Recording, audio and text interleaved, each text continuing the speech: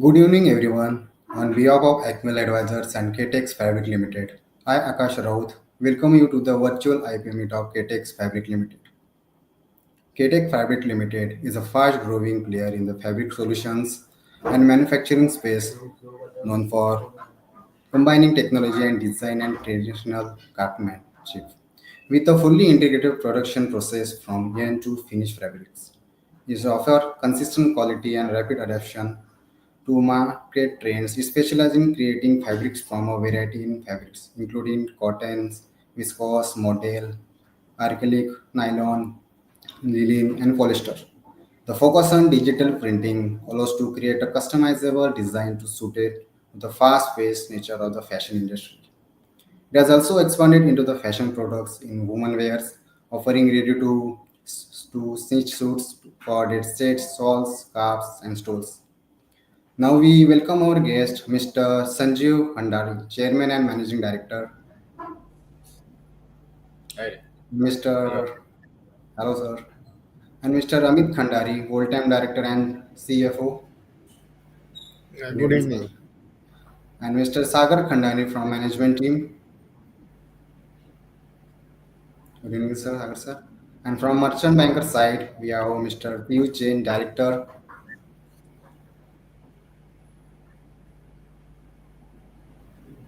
and Amit Pathak, Manager, and Prathana Naran.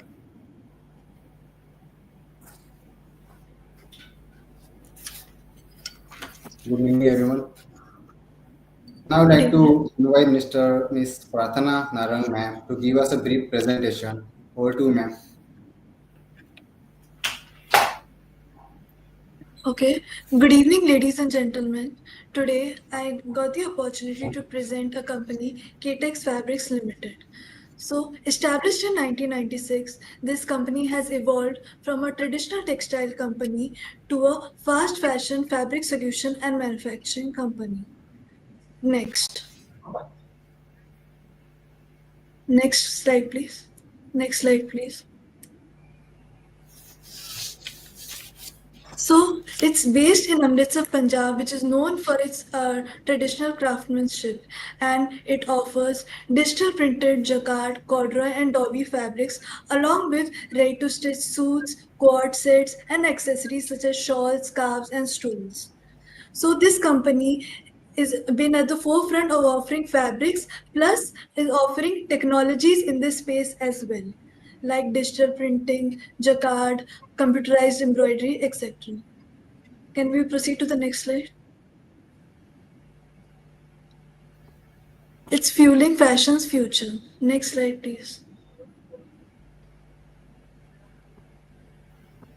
So this company handles the entire process from yarn to finished fabric production, which ensures quality, cost efficiency, and it is also at the forefront of adapting to the changing market trends. So, and it offers fabrics from a variety of fibers like cotton, viscose, nylon, polyester, and is a fast fashion company. So it is able to offer customizable fabrics to a wide range of clients. Next slide.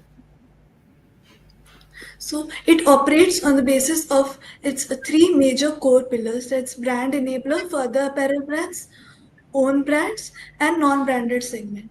So as a brand enabler, it supplies fabrics to these apparel brands. So these apparel brands can concentrate on their core business and they can present the fabrics to these brands according to the demands of the companies, and they have their own design team as well, which incorporates the latest designs according to the global trends to these fabrics. Now, it also offers its own brands such as Russia, Kaytex, and Darbari Khas, and which specializes in fabrics and as well as garments and accessories. And has been doing in tier 2 and 3 cities of northern India. And it has also a network with the wholesalers, retailers, so it supplies in the non-branded segment as well. Can we proceed to the next slide? So, Russia is at the offers premium wear of ethnic and digitally printed fabrics. So you get it supplies for the style conscious and fashion conscious consumers.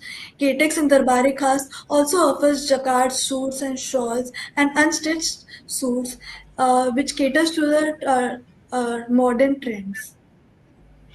And it is embodying the spirit of innovation and growth. Next slide, please. So, as you can see, that is offering a versatile textile solutions from digital printed fabrics, jacquard, Dobby fabrics, corduroy, and garments. Next slide, please. So, digital printing is basically a new concept and it's gaining traction. And it's basically, it reproduces the designs directly onto the fabrics. And it's vibrant and high resolution designs are offered in these fabrics. Then using weaving techniques, jacquard fabrics are offered, which can provide varied textures. Then corduroy fabrics are known for their ribbed textures, and Dobby fabrics are known for their intricate geometric patterns, textures, and durability. And it also offers ready-to-stitch garments and accessories. Next slide, please. So, as we mentioned that it has evolved using cutting edge technologies. So, from traditional technologies like jacquard and weaving, whereby they interlace the warp and weft yarns and they use the looms to produce jacquard fabrics, they've evolved into digital printing. And digital printing is known for its fast setup. It is also a very sustainable concept as it uses less water and it can be applied to varied fabrics like cotton, silk, polyester. It is also using computerized embroidery, whereby using CAD systems, and it through the dyeing system, it applies color to the textiles, and processing advanced chemical and mechanical treatments are offered. Next slide, please.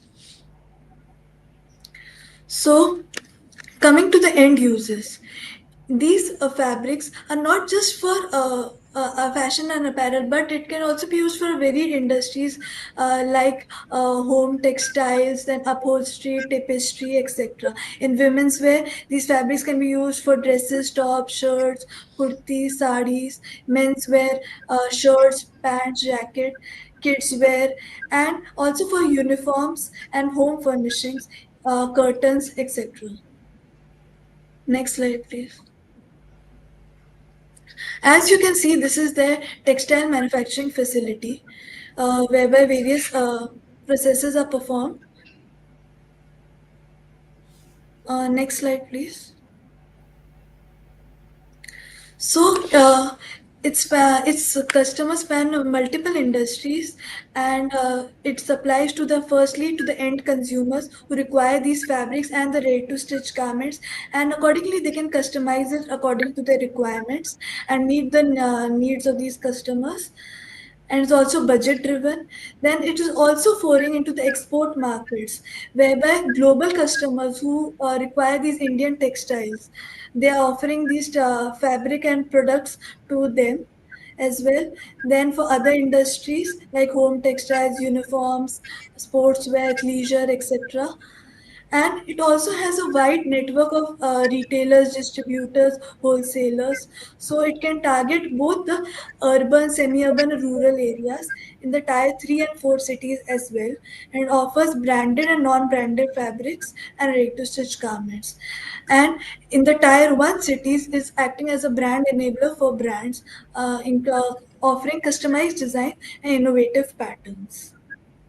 Next slide, please.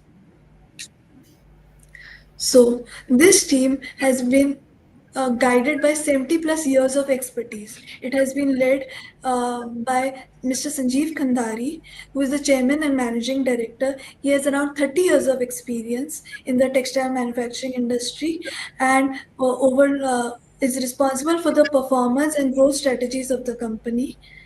Similarly, Mr. Amit Kandhari, he's the whole-time director and chief financial officer, and he has also around 30 plus years of experience in this industry. He supervises various functions like finance, production, and compliance.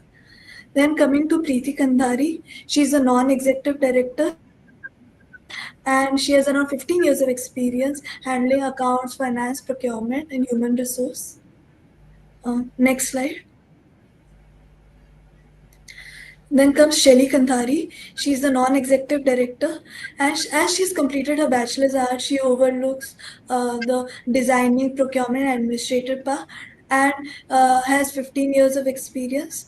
Then Rahul Tandon, he's completed his BTech from IIT Delhi and has also led leadership roles like CEO of Naturist Cosmetics and Vice President of Socomo Technologies. And coming to Rajiv Kandhari, he's the independent director and is a chartered accountant who has his own firms, and he has experience in bank audits, tax audits, etc. Next slide. So we'll be talking about the high growth industry, which is the digital textile printing. So digital textile printing has grown from $497.4 million in 2020 to $648.4 million at a CAGR of 6.9% and is further projected to grow at around 1.2 billion at a CAGR of 11%.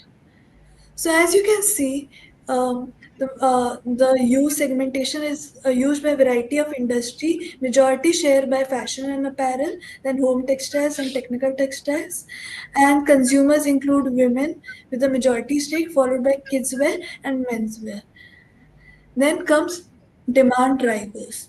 So why is this concept gaining traction? So we need to understand first it is a compared to the traditional printing methods, it is a eco-friendlier option as it uses less water and energy. Then it also has a fast turnaround time whereby it can offer on-demand uh, fabrics to the customers, which leads to not even it's not required to overstock the inventory. There's customization, and government is also encouraging this industry. PM Mitra Parks and PLI scheme helps the manufacturers upgrade their capabilities. Then there is a lot of new technological advancements with innovations in engine technologies, equipments, pigments, etc. And the global trends is also coming to India right now, and Indian manufacturers are you know uh, getting used to it as there's a demand for these trends from the Indian consumers. Next slide, please. So this is a game changer in the textile industry. It has superior quality and there's consistent quality even through digital printing. And you can print detailed patterns and designs on these, and there's no need for screens or plates for setting up of this industry. So companies can adopt to this very easily. It has quick turnaround times and fulfills urgent orders as well, and it's very cost effective, and it is very sustainable, and it can be applied to a wide range of fabrics. Next slide. It's been offering innovation and agility in fashion. As fashion is a very rapidly evolving industry, you need to keep up with the pace with the trends. So digital textile printing is the one which will help in the future to cater to these trends and in a better manner with rapid production cycles, high quality product, customized products, and low minimum order quantities, and without the constraints of large scale production. Next slide, please. So as you can see, that there are companies who are operating in just one segment, whereas Kaytex Fabrics is operating in all the three segments like digital textile printing, fabric, and garments. So in the digital textile printing, there are players like Krishna Alkali, Kamkaria Textile, and Shriji Lifestyle who are offering digital textile printing as well as garments. Then in fabrics, Raymond's is into men's apparel mainly, and then Donier has its own brands and offers ready-to-wear collection and fabrics. Then in the garments industry, Cable Kiran Clothing and Pearl Global, they are mainly into the apparel industry, and they've been offering the same. Coming to the next slide. So now we're talking about the financial growth of the company. So as you can see, the company has grown continuously from March 22 to 25. It has grown from around 82 crores to 152 crores in a span of 3 years. The EBITDA and PAT margins have also increased. EBITDA margin began 19.68% and PAT margin at 11%. And the return ratios of return on equity at 40% and return on capital employed at 33%, and the debt equity ratio has reduced, which is a very good indicator. Then the trade receivable days and inventory days have also reduced over the years, which leads to a like they are able to handle their operations in a better manner. Coming to the next slide. So it generates its revenue from digital printing, jacquard, and other fabrics.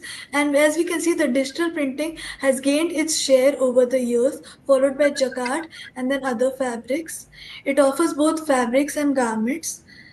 Coming to FY25, uh, the own brand segment has performed well, followed by brand enabler and then non-branded segment.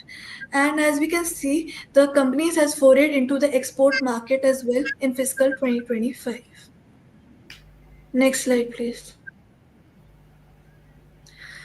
So the volume of these provided by the companies also increased. Digital printing fabrics like 27 lakh meters and 3 lakh pieces of garments have been offered. 5 lakh meters of jacquard and 9 lakh pieces of garments are offered. And coming to the average selling price, it has maintained a reasonable price in the market, which is affordable by other customers. And it also has a vast distribution network of retailers, wholesalers, and broker network through which it supplies its product, and it has increased continuously over the years. Next slide, please. So Kaytex Fabrics is coming with a offer size, IPO offer size of 69.81 crores, with a combination of fresh issue and offer for sale. Fresh issue of up to 39.99 lakhs shares and offer for sale of 6.79 equity shares with a price band of 171 to 180. The offer opens on July 29 and closes on July 31, and it's going to be listed on the NSE Emerge platform. Now, this it has been raising this IPO for the construction of an additional warehouse facility, dedicated sales office in Amritsar, for purchase of advanced fabric processing systems, so that it can supply to the customers and also evolve and supply better and increase its production. Then it is for funding the working capital requirements and for general corporate purpose. The book running lead manager has been Socrates Capital Private Limited, and registrar has been Big Share Services. The promoter share will be post IPO will be 73% and public share will be 26%, and the anchor portion will be around 10 lakh shares, and the individual bidder portion will be around 13.2 lakh shares. Next slide, please. So Kaytex Fabrics is at the cusp of the high growth digital textile printing, and we think that it will not only by investing in this company not only just benefit the customers, but also will be beneficial for the investors as well, as it's offering a single stop solution for a variety of fabrics like digital printing, weaving, jacquards, embroidery. Then it has been an adapter of digital printing in its operations, where there are very few players, and it has a cross segment coverage where it has been offering to tier 1 cities as well as to rural city and tier 3 and 4 cities as well. Then it has a well established distribution network, and it is not relying on a single customer base, and it's continuously able to adapt to the latest market trends. The financial performance has also grown, with revenue from operations increasing to up to 278.3 lakhs, and it has an experienced management team with experience in the textile manufacturing industry, which will help to ensure execution of business strategies, innovation, quality, and customer satisfaction. Thank you. This is for all from my end. Yes.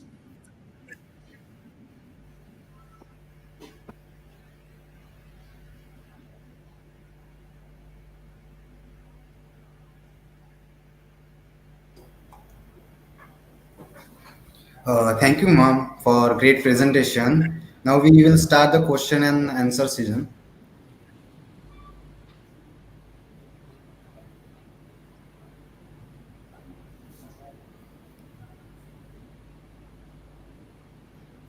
The first question from the Abhishek.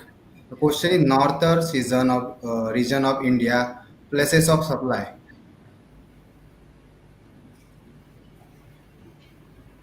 Pardon? The first question is from Abhishek. The northern regions of India, places of supply. We are supplying in majorly in Punjab, Haryana, Himachal. Major markets of our digital marketing is major is Punjab, then Haryana, and then Himachal.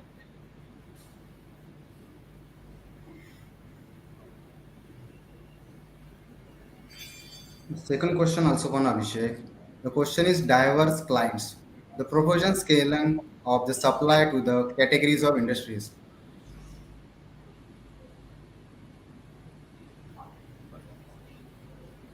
Can you repeat, please? Because I'm not getting you clear. Diverse clients, proposition scaling of the supply to the categories industries. I couldn't get that.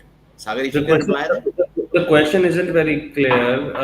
We are, yes, Sagar, we have diverse Sagar, clients. Sagar, the question is basically You're not audible. if you can just put a highlight on how many diverse clients you have and how you propose to scale this supply to other categories and industries.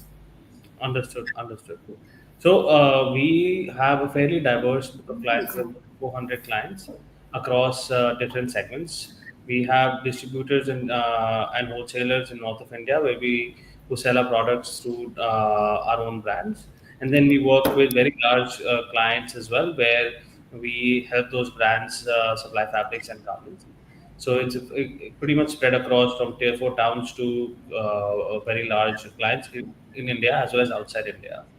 And our focus for now is adding more of those clients, and in those subcategories, we do plan to diversify.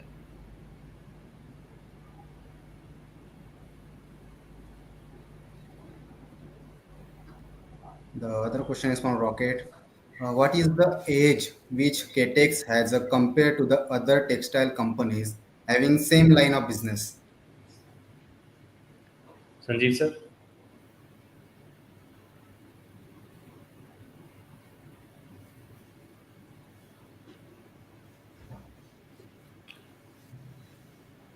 I'll take that.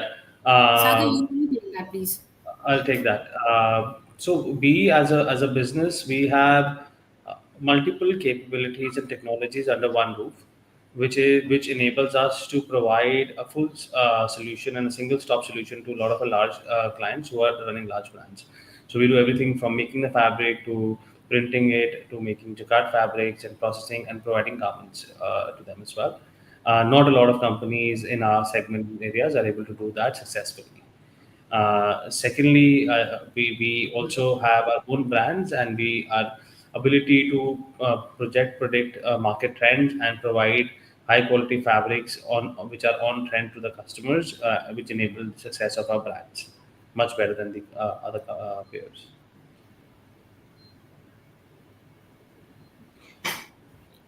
The question is the core generators 95% revenue from domestic market and remain from export.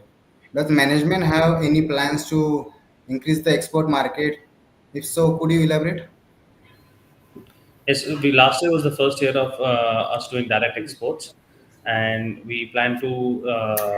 We think that segment will grow much faster than our overall business, and we're actively looking at increasing those sales.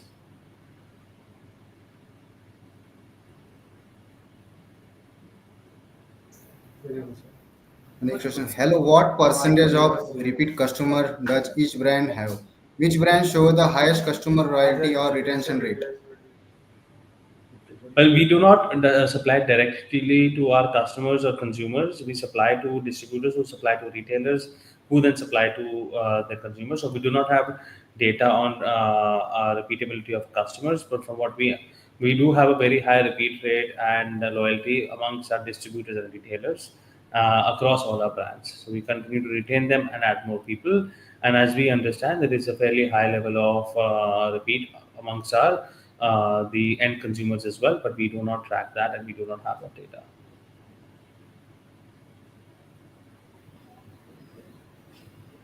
Your prospectus highlights that nearly 67% revenue from Tier 2 cities. Any growth strategies to enhance Tier 1 and Tier 3 cities? Yes, I think tier one cities we're adding via adding a footprint through other larger brands that we already operate with, and that is our active strategy to add more revenue in that segment.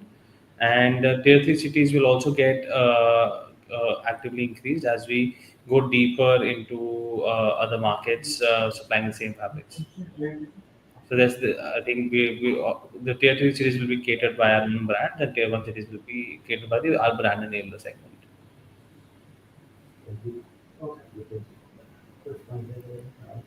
How do you price points and average selling price vary across the three brands? Which brand command the highest ASP?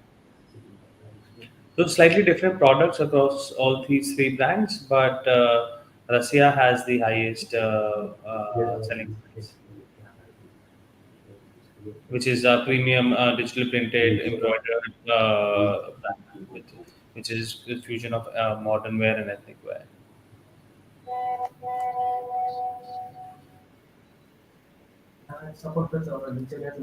Menswear accounts for only 70%. Is this a strategic decision or are there any challenges in scaling this category?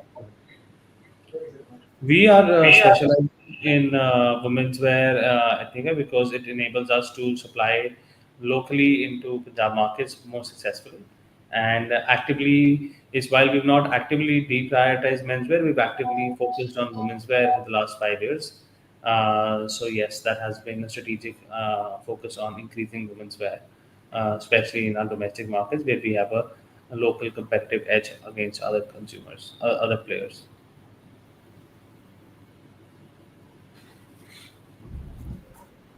What are your long-term plans for export expansion? Which international market are you currently targeting? We are currently at we were supplying in Middle East, and that is our current focus to be expanding a presence there. We've only started that last year. We are expanding in Saudi Arabia and Middle East.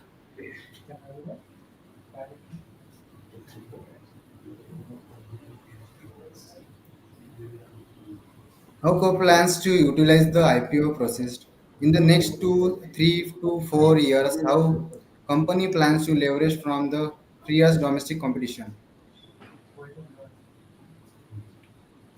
We are utilizing the IPO proceeds towards capex and working capital and general corporate proceeds. In the next 3 to 4 years, we plan to focus more on what we've been doing successfully, which is establish our brands better and be a player of size and scale in digital printing for other brands. Those are the two key focus areas for the company for the next 2 years.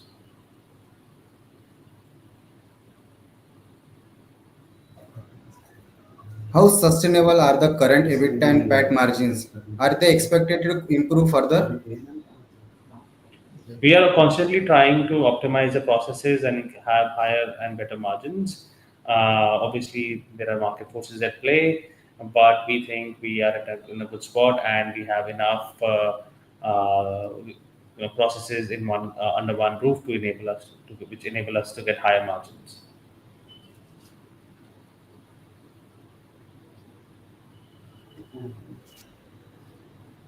Does the company do the white labeling activities?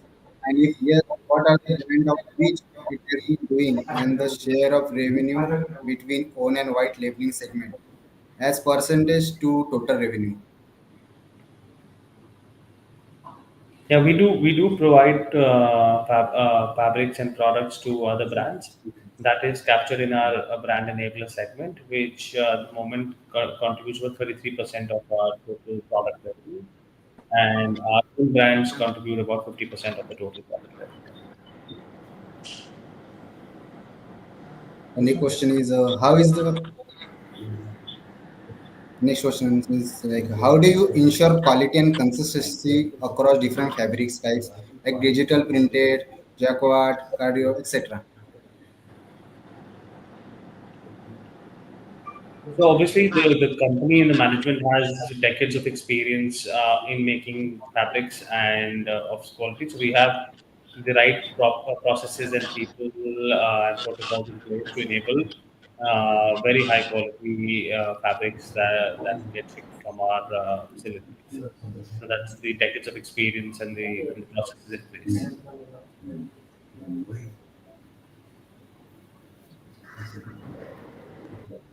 What is the difference Ktex fabrics from other players? Is the fast fashion textile segment?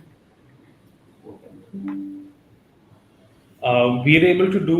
We have a lot more technologies in under one roof than a lot of other players in the market, and our focus on quality and ability to uh, predict and project different trends enables us to win versus the players.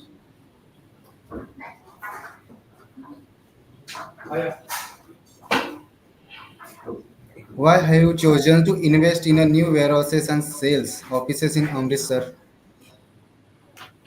While we have constantly expanded our production capacities and capabilities in the last 3 to 4 years, we have some bottlenecks on our storage capacities and sales capacities and facilities, which we think are limiting our ability to optimize the capacity that we put in place.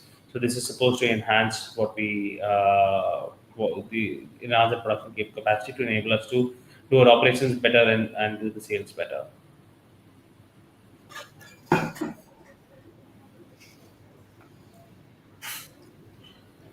If digital printing demands slow due to the fashion shift, what your fallback growth strategy? Well, we think we're very well placed given we have multiple technologies under one roof. When trends can go in and out of fashion, we are able to step in with other technologies like jacquard for that matter, or toby fabrics or embroidered fabrics. So we have enough and a lot more defensibility than focused players. And also, we believe we are fairly well hedged from a exposure perspective, given the different markets that we do from our own brand versus supplying to other brands versus export markets. So between those three different markets, there is always demand offer in one of those segments.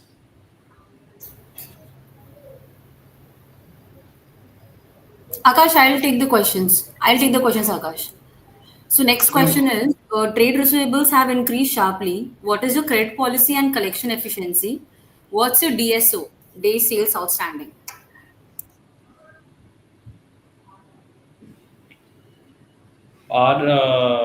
I think we're doing around 85 days of sales per day outstanding, and we extend credit based on our comfort on our customers and are very efficient in collecting as agreed with our respective customers.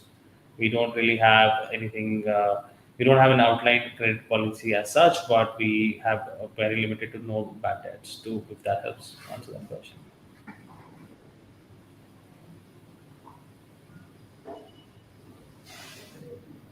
How do you manage the fast fashion cycle in terms of design, sampling, and speed to market? Well, the fast fashion cycle, I think 3D printing is exactly focused on enabling that fast fashion segment. And we have in-house design team. We have very small cycles, which enable us to do faster sampling. And our go-to-market is definitely top quartile when we are supplying in digital printed fabrics. So I think our ability to have smaller teams and modular setups enable us to deliver faster.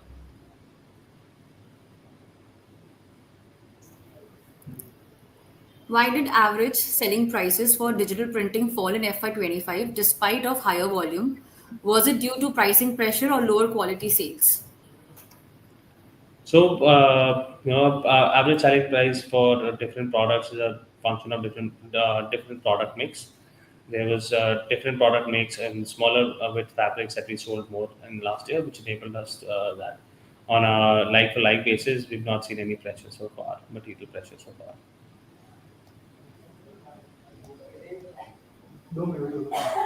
How is the EBIT and revenue margins are correlating in the last 4 to 5 years? It is seen that there is a shift of the segment usage or demand rather than overall platform growth. What about South segment supply?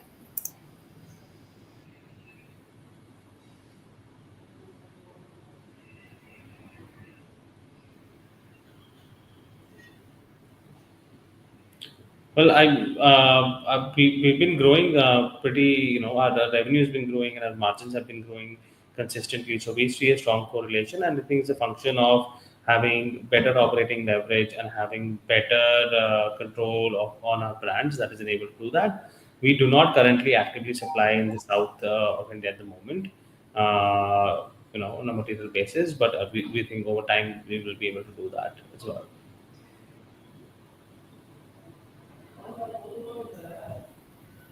Your finance costs have risen from 230 lakhs to 435 lakh in 3 years. What is your plan to manage debt cost post IPO? But debt costs have increased as a function of an increased capacity and as a business because it enables us to do higher working capital. So we've taken higher overdraft lines from our banks, and we think our debt to equity ratios have in fact decreased over the years. So we think we're very well geared from a debt to equity and debt to EBITDA perspective.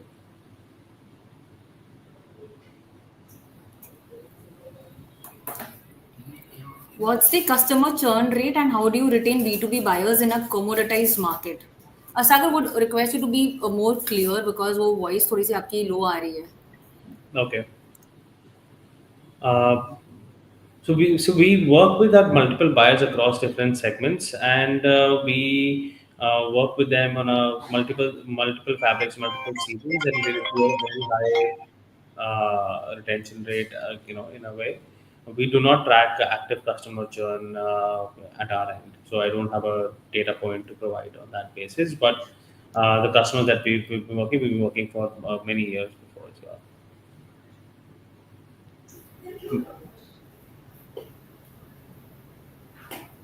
Good question.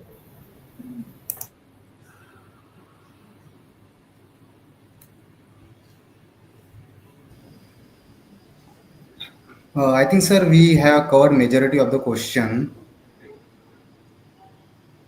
so we can conclude our meeting.